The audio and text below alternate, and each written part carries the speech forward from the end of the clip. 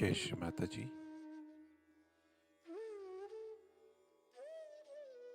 A very good morning to everyone. Let us all bow down to Shri Mata ji, raise our Mother Kundalini and put Bandhan.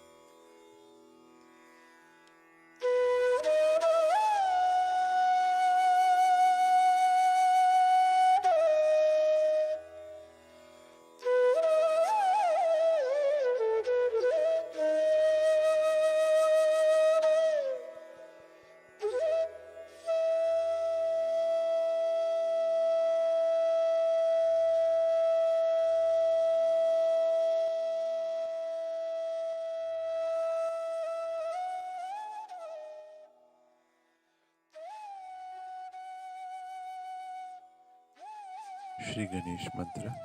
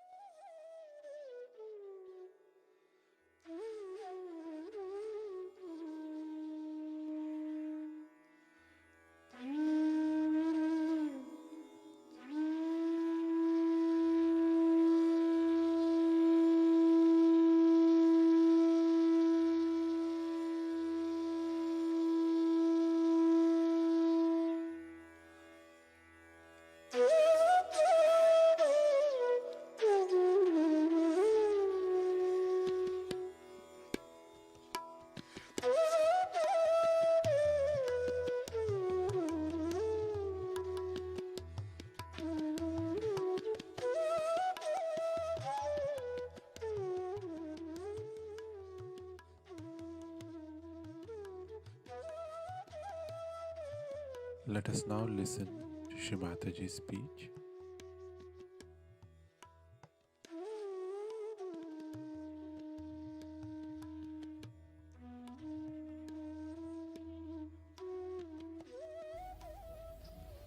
Today you have arranged this worship of your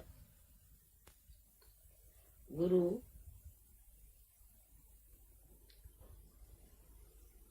that is your mother.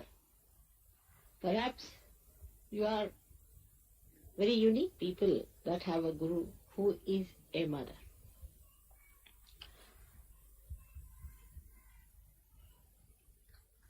Why this puja is arranged?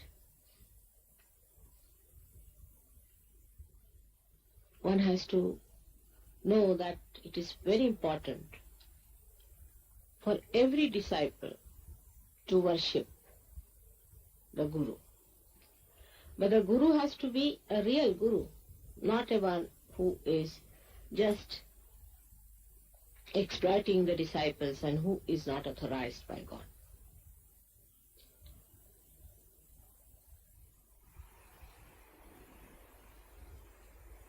The puja is arranged because you have been initiated into the statutes of the Lord.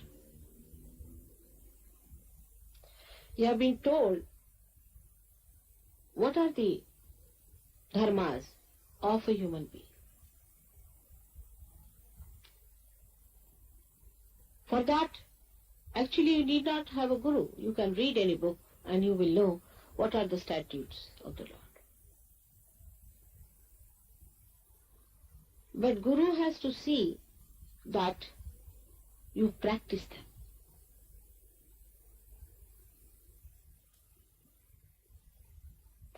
These statutes are to be practiced, to be brought into your own life,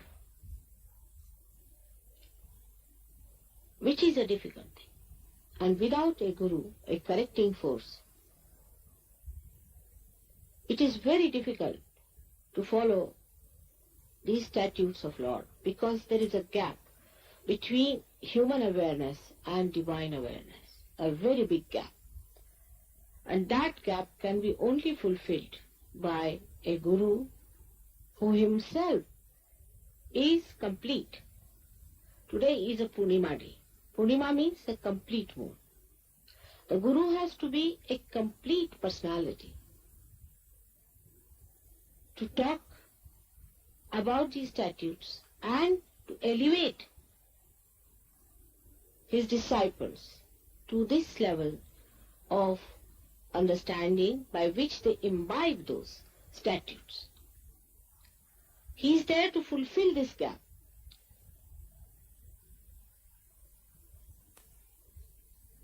And for that it is essential that every Guru has to be a realized soul of a very high quality and greatly evolved. He need not be a person who is an ascetic, or he need not be a person who is living in the forest. He could be a common householder. He could be a king.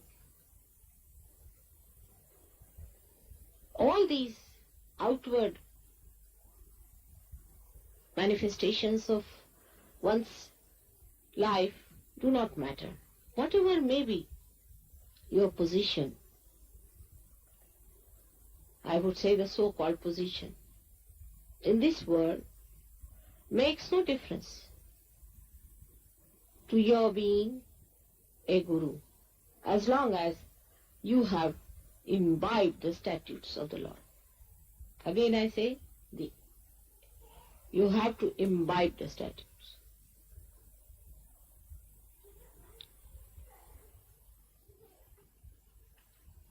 Let's see what are the statutes.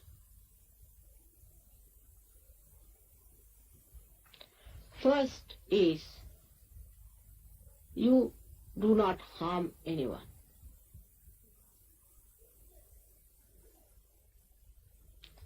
First principle is that we are not to harm anyone.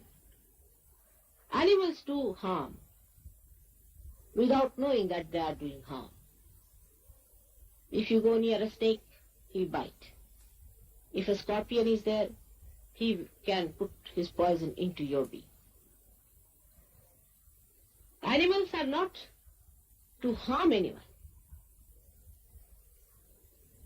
They can correct, but not harm.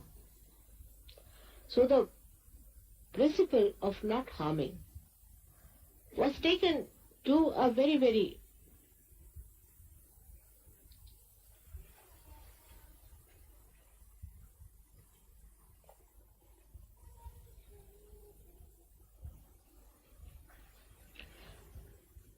to a point where reality disappeared. For example, when it was said, do not harm anyone, so people started saying, all right, we'll not harm mosquitoes, we'll not harm bugs, we'll not kill them. And there are some people who are following religions in which they preserve mosquitoes and bugs. This is absurdity. Taking anything to absurdity cannot be reality. First of all, we should not harm anyone who is walking in the path of God. The one who is a realized soul.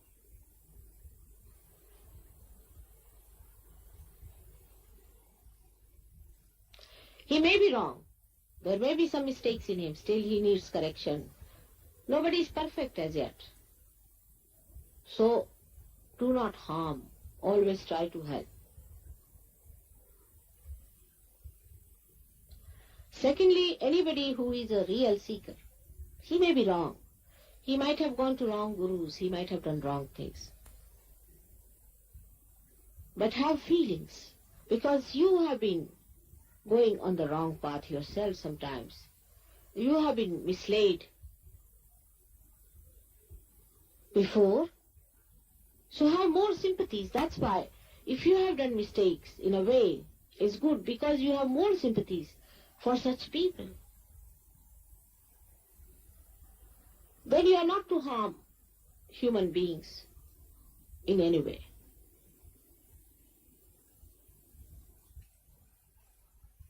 You are not to cause them any bodily harm, any emotional upsetting. Just for harm's sake. For correction is all right.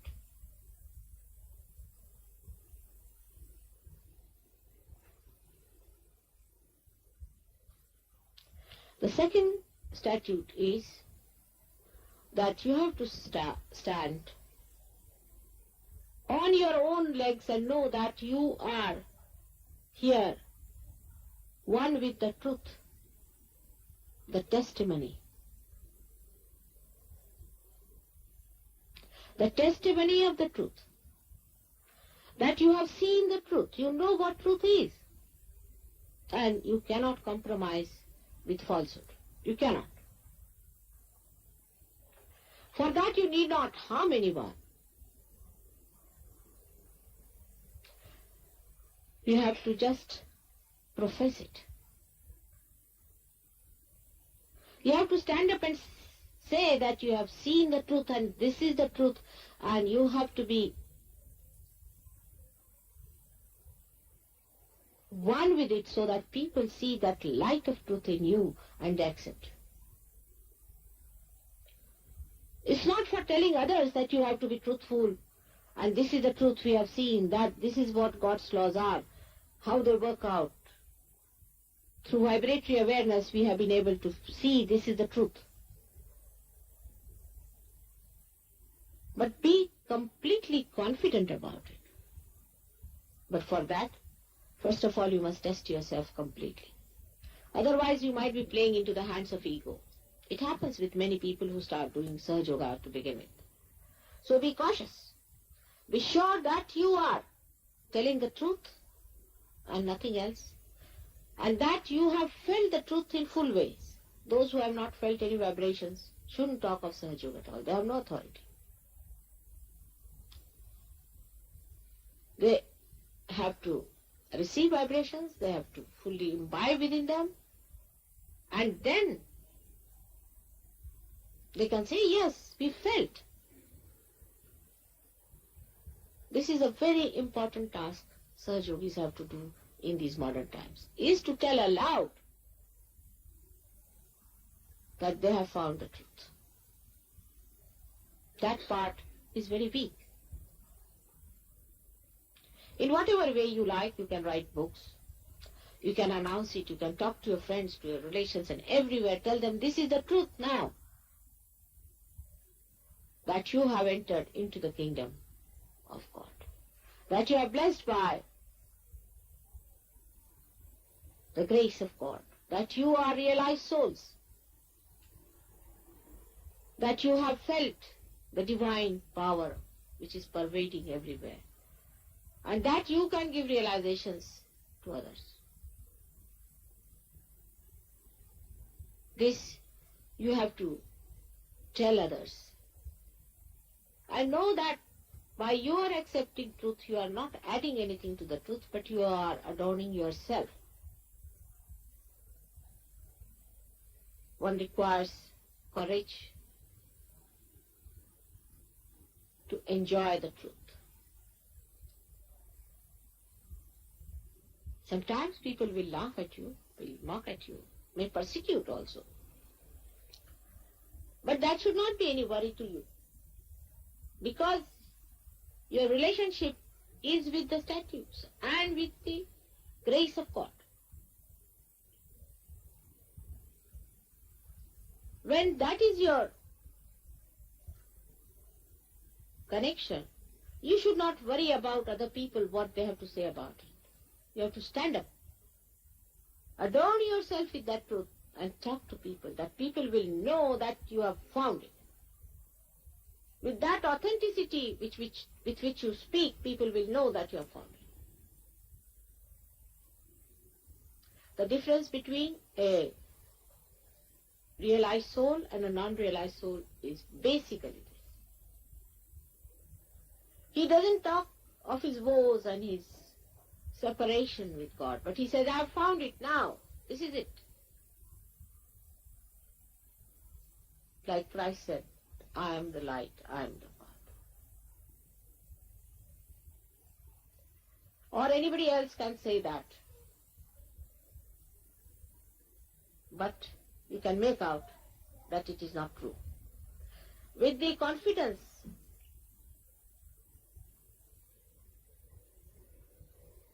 with that complete understanding coming out of your heart, people can make out this is absolute truth.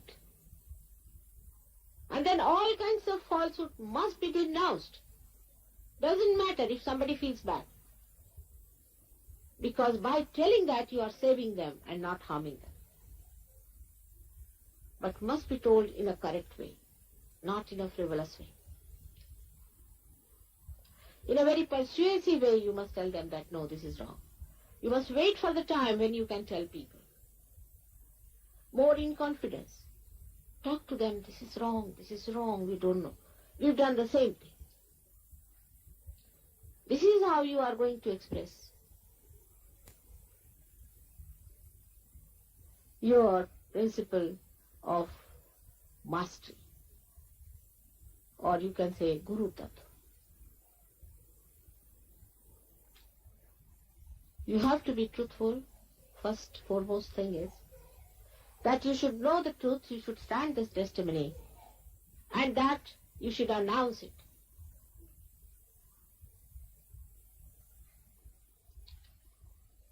The third thing for a guru in Sahaja Yoga has to do is to develop detachment.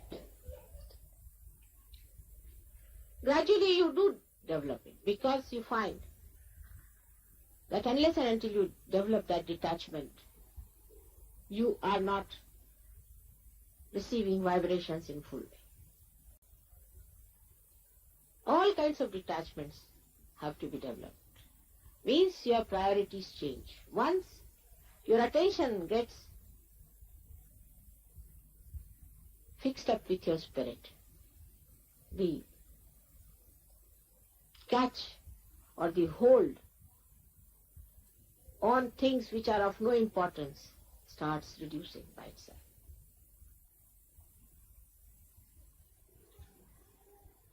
For example, you have a father, you have a mother, you have a sister. This is a bigger problem in India. Here you are over-detached. But in India, people are very much involved, their own children, in their own. This is my son, and others are all orphans. Only your sons are the real children. Your daughter, your sons. My daughter, I must do this for my son. For my father, mother, here also. Two types of attachments are there. One, through moha, through involvement into that you want to do this for them and that for them and give all the property to them, insurance for them, every sort of thing. And another could be the way we have here, that you hate your mother, you hate your father, you hate everyone. Both things are just the same. So a detachment must be developed. The detachment is that you are your father, you are your mother, you are everything. Your spirit is everything to you. You have to enjoy only your spirit as everything.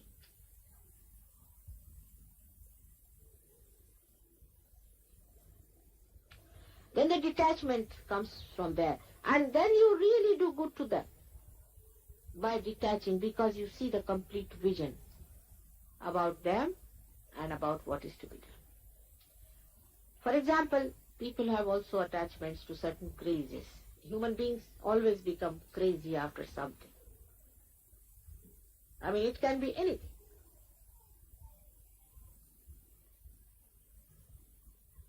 One has to understand there should be only one craze, is to be settled absolutely into your spirit. All other crazes will disappear, because that's the greatest joy-giving thing. That's the most nourishing thing. That's the most beautiful thing. So all other things fall off. You enjoy only that, which is the source of all enjoyments. So you get yourself attached to your spirit. Detachment starts working.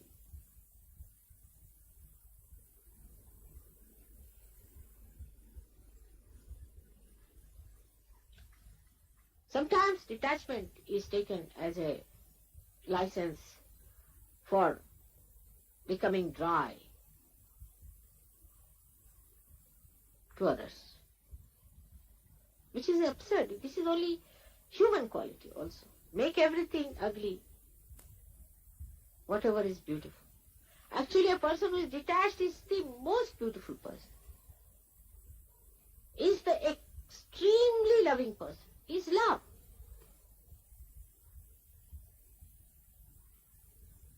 Look at the flowers. They are detached. They are dying. Tomorrow they are not going to live, but every minute they live, they are emitting fragrance. The trees are not attached to it. They will die tomorrow. Doesn't matter. But anybody who comes to them, they give shadow. They give fruits.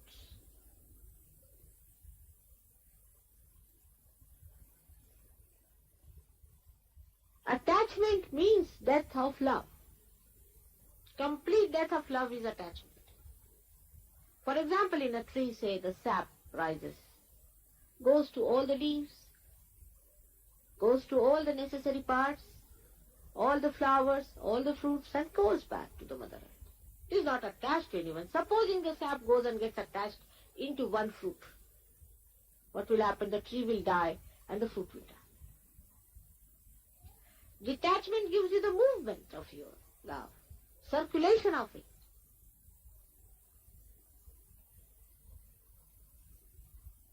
For things now, things have no value unless and until there are emotions behind it. Now, for example, a sari, this one I am wearing today, was bought for Guru Day, Guru Purnima. But they had no sari. The other day they wanted to have a sari for puja, so I said, all right, use this. But I wore it again today just to say that this was bought with that emotion that on a Guru Day, mother would like to wear something of a lighter shade. White, the pure color of silk. Complete detachment. But in white, all the colors are mixed. Then only it becomes white. In such a balance and unity, it should be that you become white and whiter than snow. Detachment is purity, is innocence. Innocence is such a light, I tell you. Light that really blinds you to all that is filthy. You wouldn't even know that a person has come with bad intention. You look at the person who says, somebody comes to you, you'll say, oh, come along, what do you want? You'll offer him tea and all that. And he'll say, I've come to rob you. All right, rob me if you want to. It's all right. He may not at all rob you.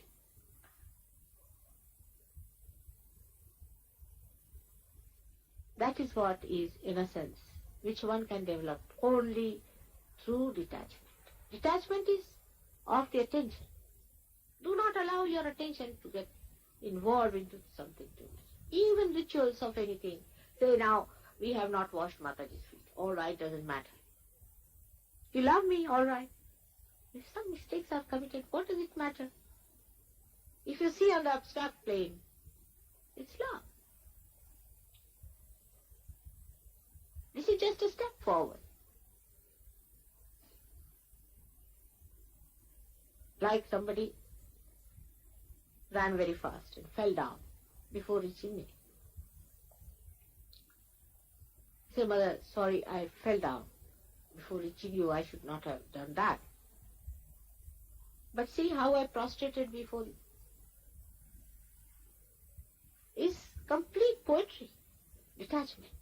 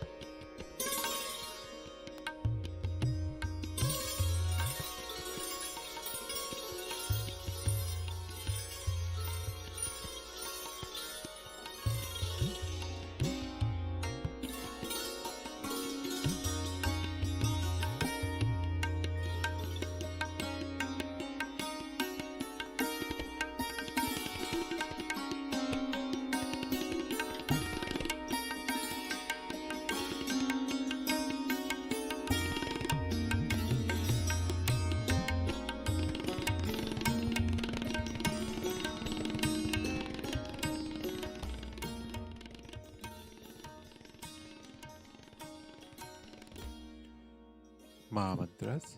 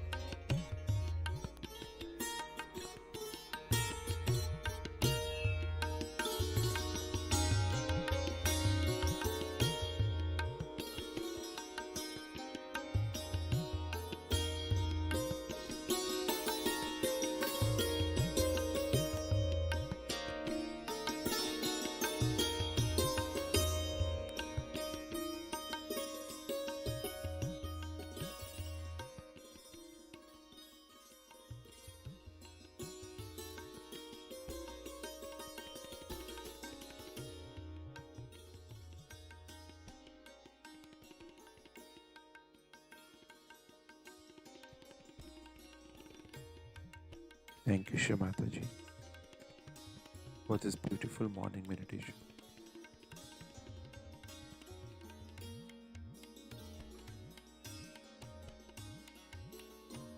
Let us all bow down to Shri Mataji. Raise our Mother Kundalini and put Bandhan.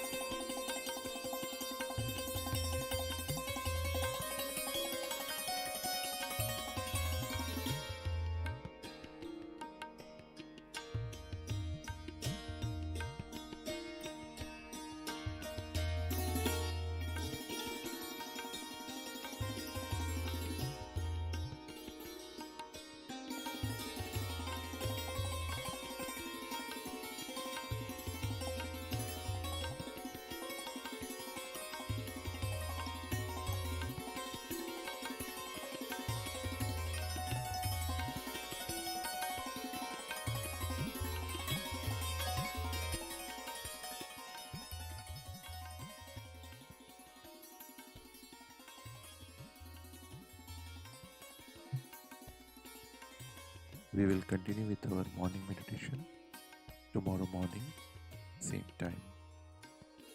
Jai Shri Mataji.